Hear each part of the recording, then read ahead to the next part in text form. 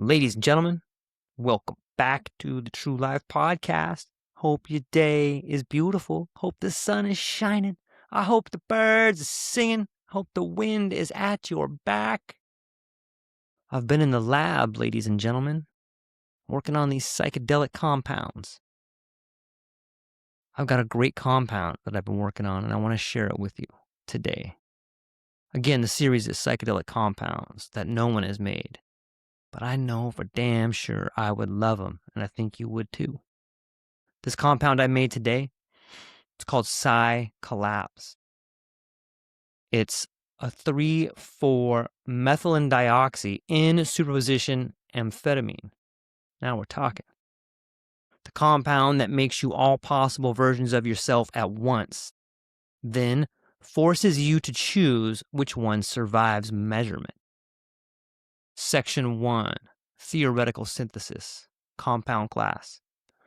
Substituted amphetamine, specifically an MDMA analog, where the N-methyl groups have been replaced with what can only be described as a quantum mechanical disaster. A superposition moiety, designated Psi, which exists in multiple chemical states simultaneously until observed by mass spectrometry, at which point it collapses into whichever configuration the universe finds most narratively compelling. This should not be possible. This violates several fundamental principles of organic chemistry, at least 2 laws of thermodynamics, and the entire Copenhagen interpretation of quantum mechanics. The compound exists anyway, theoretically. Hypothetical precursor route. Synthesis begins with 3,4-methylene dioxyphenyl, 2-propanone, Saffrol's well-behaved cousin, and starting material for MDMA synthesis that every undergraduate chemistry student has been warned about and every graduate student has contemplated in moments of poor judgment. The proposed route diverges at the reductive amination step. Instead of introducing a simple methylamine, we introduce what theoretical quantum chemists would call, if they had been consulted, which they weren't because they would have said no, a coherent amine superposition. This is an amine group that exists in multiple methylation states at once. Not could be methylated in different positions, is methylated in all positions simultaneously. In methyl and in ethyl and in propyl and in unsubstituted, all occupying the same spatial coordinates, all equally real, all waiting for something to force them to decide which one they actually are. The synthesis would require, again, theoretically, maintaining quantum coherence in a macroscopic molecule at room temperature for approximately 6 hours. This is approximately 10 to the 23rd times longer than quantum coherence has ever been maintained in any physical system ever, including the laser-cooled ions that won people Nobel Prizes for lasting 0.0001 seconds. You maintain coherence by not looking at it. You maintain coherence by conducting the reaction in a dark room with your eyes closed while thinking very hard about Schrodinger's cat. You maintain coherence through sheer pharmacological audacity, proposed receptor pharmacology. Psy-Collapse is theorized to function as a non-selective serotonin, dopamine, norepinephrine releasing agent. Standard MDMA family mechanism. Nothing unusual. You know this dance. The addition of the psi moiety introduces a secondary mechanism that can only be described as enforced many worlds interpretation at the neurological level. The compound binds to monoamine transporters in a superposition of configurations. Each configuration corresponds to a slightly different neurochemical cascade. Each cascade corresponds to a slightly different version of you. The you who said yes to that thing in 2015, the you who called them back, the you who moved to the city, the you who kept that job, the you who quit that job, the you who burned the job to the ground and became a park ranger. All versions exist simultaneously in your consciousness. You can feel them. They are not hypothetical. They are not imagined. They are actual parallel instances of your decision tree. Fully rendered, fully experienced, all superimposed on the same temporal present. You are all of them. Until you look. Until you measure. Until something forces a choice and the wave function collapses and you decohere into whichever timeline the universe or you or something that might be both decides is the one that continues forward from the specific Wednesday evening at 9:47 p.m. Proposed duration: 4 to 6 hours of 4 to 6 hours of active superposition, followed by 12 to 18 hours of ontological hangover, during which you will experience the psychic equivalent of deleted save files, the sensation of all the yous that didn't make it through the collapse, watching from the outside. Status: impossible. Theoretically elegant. Experimentally preposterous. The psi moiety cannot maintain coherence in a biological system. Decoherence occurs within femtoseconds due to the thermal noise, environmental interaction, and the basic fact that you exist in a universe with a non-zero temperature. Unless the compound doesn't maintain coherence at the molecular level. Unless it maintains coherence at the neurological level by convincing your brain that it does. Unless the superposition is not in the chemistry, but in the experience. Not in the receptor, but in the reality the receptor is reporting. Unless the compound is a placebo for quantum mechanics. I have no idea if this would work, but I would take it anyway. Section 2, Trip Report. Subject: all possible versions of me. Setting: apartment bathroom. Dose: 120 milligrams. Intention: to observe the observer observing and see if the universe blinks first. T plus 000. Administration: I take the capsule in the bathroom because I have a theory about mirrors. The theory is this: if Psy-Collapse works the way the theoretical synthesis suggests, if it genuinely induces superposition at the neurological level, then looking in a mirror during onset should produce observable interference patterns, not optical interference, ontological interference, the kind where you see yourself and also the version of yourself who made different choices, and they're both equally real, and they're both looking back. He swallows the capsule with tap water from a bathroom cup that has been sitting on the sink for 3 days, and which he probably should have rinsed first, but didn't because washing the cup would delay the experiment, and he is committed now. I am committed now. Note: subject's relationship with scientific methodology is best described as enthusiastic but dangerously unsupervised. The bathroom mirror theory is not supported by any existing literature on quantum mechanics, psychopharmacology, or mirror function. Proceeding anyway. T plus 30, first alerts. The first sign is not visual. It's proprioceptive. He becomes suddenly intensely aware that his left hand is in a superposition of positions. It is on the sink. It is in his pocket. It is reaching for the light. It is doing all of these things at once and none of them. And the contradiction is not a contradiction. It is simply the default state of the hand now. The hand's natural resting position in a universe where position is a probability distribution rather than a coordinate. My hand is everywhere. Not metaphorically, physically, actually. My hand is occupying multiple spatial locations simultaneously, and I can feel all of them, and this should be terrifying, but it's Exactly what I wanted? Extremely interesting?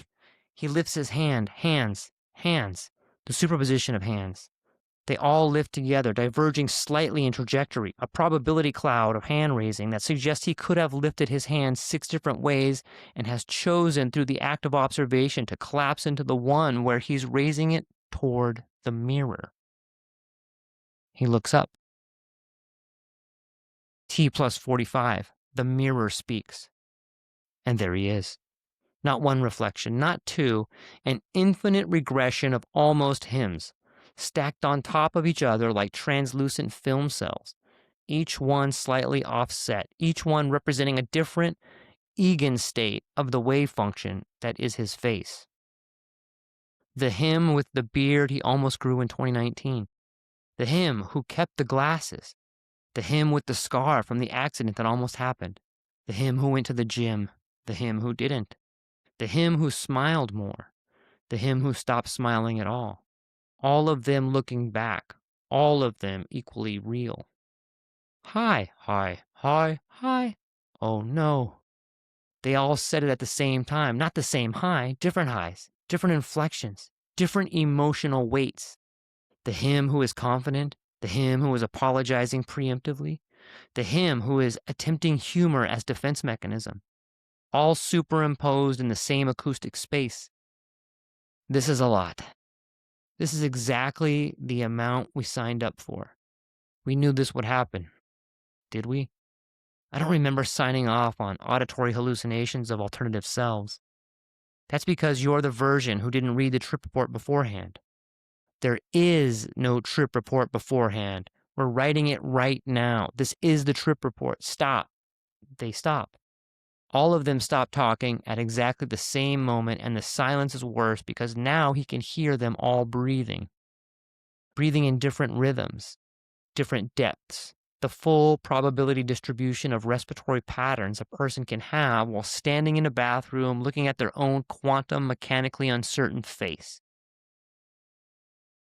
T plus 1 hour, 15 minutes. The bathroom becomes non-Euclidean. I need to sit down. The bathroom does not have a place to sit down. The bathroom has a toilet, but sitting on a toilet during a psychedelic experience feels like admitting defeat to forces you do not yet understand. He compromises. He sits on the floor. The floor is cold. The floor is warm. The floor is both and neither, and the temperature is in superposition, and his ass is experiencing quantum thermal uncertainty, and this is hilarious. I am sitting on Schrodinger's bathroom floor experiencing quantum ass temperature, and the other me's in the mirror are also sitting down, and we're all sitting slightly differently. Different postures, different leg positions, different levels of commitment to the sitting. And we look like a Renaissance painting of the same guy having an ontological crisis in multiple artistic styles at once. We look like we're about to start a support group. Quantum Mechanics Anonymous. Hi, I'm every version of myself, and I'm powerless over the collapse of my own wave function. Stop making me laugh. I'm trying to have a serious experience here. No, you're not. We are not. We never try to have serious experiences. We try to intellectualize our way through serious experiences so we don't have to feel them. The laughter stops. That one landed differently. T plus 2 hours. Peak. This is where it gets complicated. The bathroom has begun to decohere. Not collapse, decohere. The walls are losing their commitment to being walls. The tiles are suggesting they might be other tiles. The mirror is no longer reflecting in a way that respects causality. It's reflecting possible light paths, probable photon trajectories, and the entire quantum field theory of how light could have bounced off his face if he had made different choices about where to look. And the other hymns, the superposition of selves in the mirror, are starting to talk over each other. We should have called. We should have stayed. We should have taken the job. We should have quit the job 3 years earlier. We should have said yes. We should have said no. We should have stopped. They don't stop. We should have been braver. We should have been kinder. We should have been someone else's entirely. We should have been enough. I said stop. And then, because the compound has a sense of humor that borders on malicious, they all look at him. Every version, every Egan state, every possible configuration of who he could have been if he'd zigged instead of zagged at any of the 1,000 small decision points that accumulated into his specific timeline. They look at him with the same expression. The expression is pity. Oh, fuck you. Fuck all of you. You don't get to pity me. You're not real. Your probability amplitudes, your decoherence artifacts, your what ifs and never ifed. I'm the one who's real. I'm the one who made it through, survived, collapsed into actual existence while we're still stuck in superposition, watching. Yes. And how's that working out for you? The question hangs in the air like a particle that hasn't decided if it's a wave yet. T plus 2 hours, 30 minutes, the darkest moment. I don't know how to answer that. I don't know how to answer that because the honest answer is it's fine. I made choices. I live with them. I'm here. I'm in a bathroom on Psy-Collapse talking to my own quantum probability distribution. And this is objectively absurd, but it's my absurdity. I chose this. The version of me that exists right now, sitting on this floor, is the version that chose every single thing that led here. And you? He looks at the mirror, at the infinite regressions of almost hims, at the probability cloud of all the different ways he could have become. You didn't choose anything. You're still waiting for observation. You're still in superposition. You're all potential and no actual. You're Schrodinger's fucking cat, except you're also the box and the poison and the quantum decay event, and you're all of it at once, which means you're none of it, because nothing has resolved yet into something that can look back and say, this is what I am. The other hymns get quiet. For the first time since he looked in the mirror, they are completely, perfectly quiet. I chose. You didn't. That's the only difference that matters. And yeah, I fucked some of it up. I made bad calls. I walked away from things I should have stayed for and stayed in things I should have left. I am not the optimal configuration of myself, but I am a configuration. I collapsed. I chose to collapse. I forced measurement on my own wave function, and this, he gestures at the bathroom, at his body, at the specific timeline that led him here. This is what survived. T plus 3 hours. The wave function collapses. And then it happens. The other hymns start to fade. Not all at once, one by one, like lights going out in a city during a power failure. The him who kept the beard. The him who moved to Portland. The him who called her back. The him who didn't. Each one flickers, holds for a moment, long enough for him to see their face, to recognize their specific fork in the road they represent, and then collapse into probability zero. Gone. Not dead. Never born. Return to the space of things that could have been, but weren't measured into existence. Until there's only one reflection left. Him. The one sitting on the bathroom floor. The one who chose this. Hi. The reflection doesn't answer. It doesn't need to. It's just a reflection now. Regular photon behavior. Regular Euclidean bathroom. Regular tiles that are committed to being tiles and walls that have rediscovered their enthusiasm for perpendicularity. He stands up. His legs work. This is encouraging. His hand, singular, non-superimposed, occupying exactly one position in space, reaches for the light switch and finds it exactly where light switches are supposed to be. The bathroom is just a bathroom again. He is just himself again. There is no again. There is only ever the one timeline that persists after collapse. T plus 4 hours. The comedy arrives late. I am standing in my bathroom, having just experienced ego death via many worlds interpretation. And the first thing I notice coming back is that I forgot to flush. I forgot to flush the toilet before sitting down on the floor, and now there's a toilet with evidence of my pre-trip biological functions sitting there, witnessing my entire quantum ontological crisis like a supportive but confused roommate. Toilet has seen some shit. Literally. He starts laughing.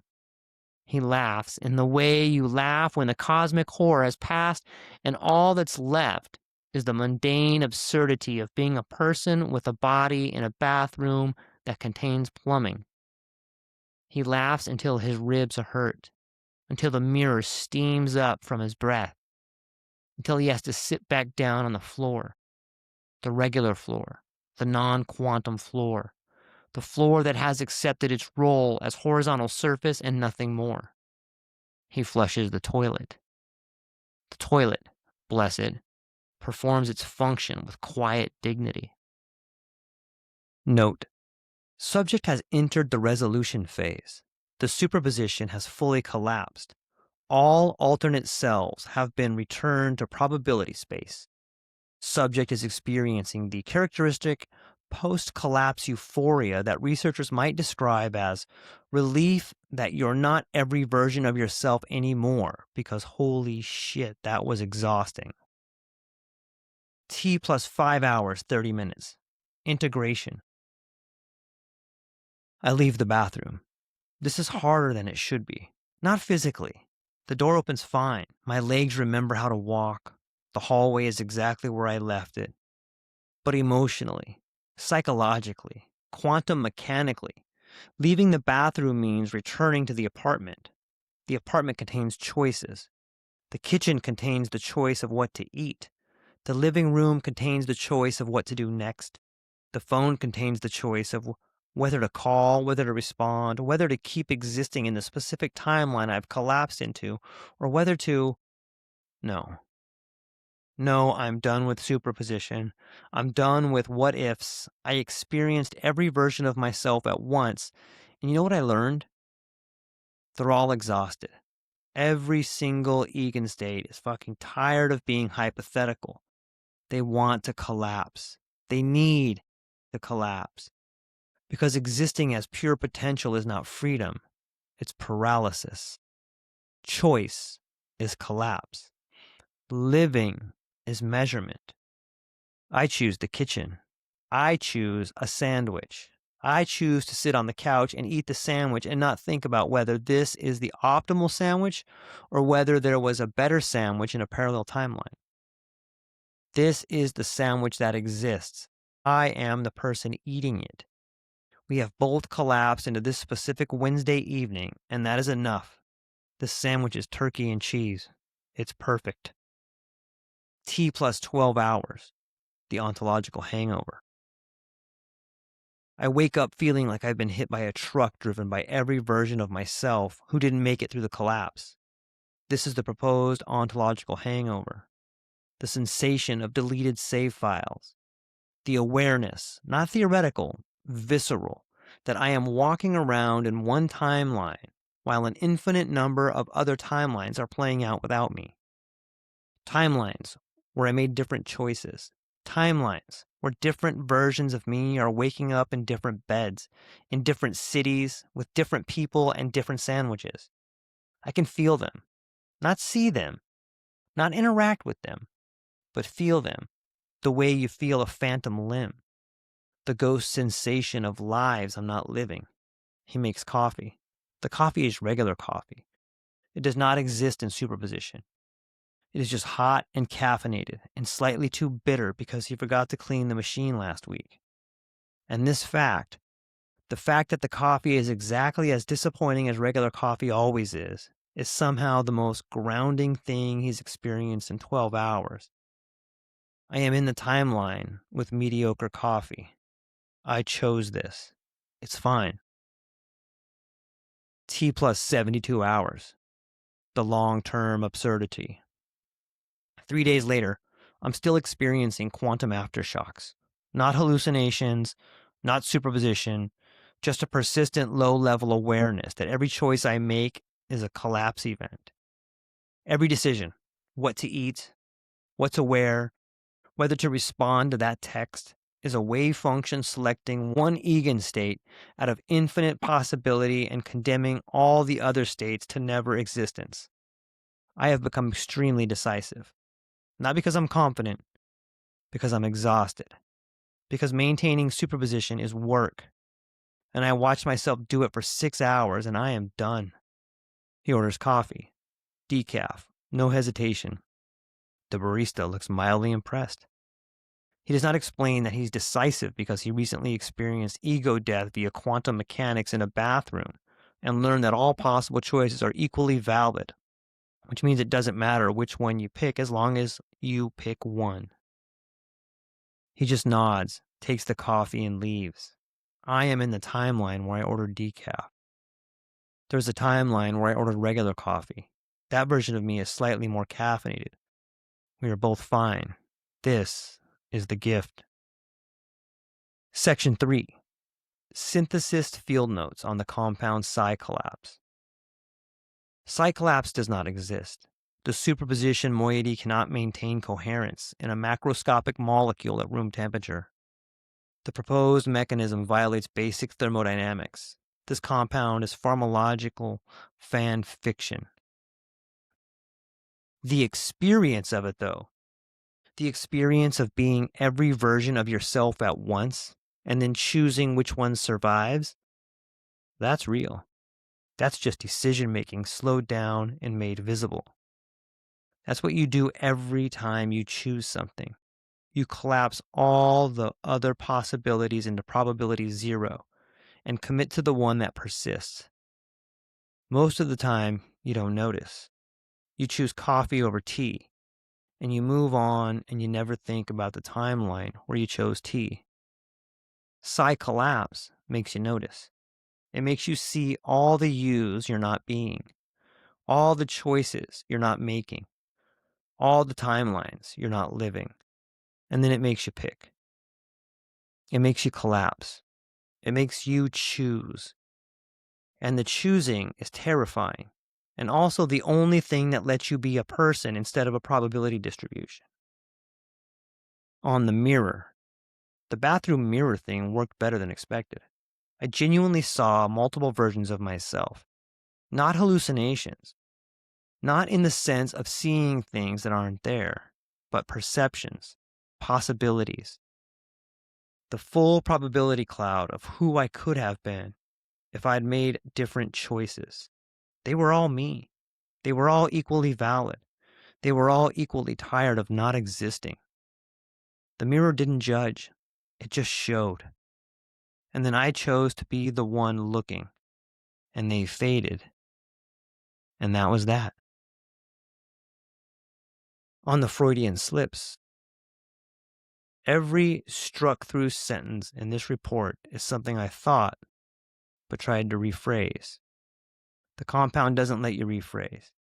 It doesn't let you smooth things over. It makes you say the thing first, the true thing, and then deal with the fact that you said it. We should have been enough. I typed that and crossed it out 3 times before I let it stay. The compound made me keep it.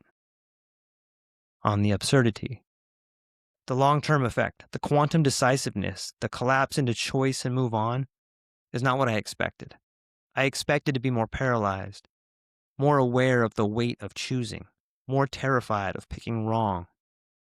Instead, I'm lighter because I understand now that there is no wrong. There's just the choice you make and the timeline it creates, and all the other timelines, the ones where you made different choices. They're not worse, they're not better, they're just not yours. You don't have to live every life. You just have to live this one. And flush the toilet when you're done. On whether I would actively take this compound again? No, absolutely not. Once was enough. I saw what I needed to see, that I am one collapsed wave function out of infinite possibility. And that's fine. And I don't need to be all of them. And the sandwich I made is the sandwich that exists, and I'm okay with that. Taking it again would be greedy. Taking it again would suggest I didn't learn the lesson. The lesson is collapse happens once per timeline. You don't get to re-roll. You get to be the version of yourself that made it through measurement. And you get to keep making choices that keep collapsing you into more specific versions of that self. And eventually, you're so collapsed, so specific, so committed to this timeline that you're just a person. Just a person is enough. Also, I don't think my bathroom can handle another trip like that. The toilet has seen enough.